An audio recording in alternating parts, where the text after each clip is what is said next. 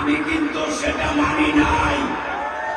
2020 সালে বাঁশখালীর মানুষ সমগ্র বাংলাদেশের মতো যখন করোনায় আক্রান্ত, ঘর থেকে বের হতে পারছে না, আমি বাংলাদেশ জাতীয়তাবাদী দলের ভারপ্রাপ্ত চেয়ারম্যান তারেক রহমানের ব্যানারে বাঁশখালীর হাজার হাজার পরিবারের সাথে কমপক্ষে 30,000 পরিবারের খোঁজখবর নিয়েছিলাম।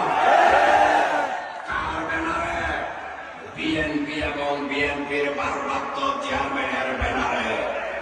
যে কারণে সেই সময়কার আওয়ামী লীগ সরকার আমার সমস্ত ব্যবসা বাণিজ্য ছিনিয়ে নিয়ে গিয়েছিল। প্রিয় ভাইরা, শুধু কি তাই? 2023 সালে শেখ মুজিব এবং শেখ হাসিনাকে কটূক্তি করার মিথ্যা অজুহাত তুলে আমাকে গণ্যমান্য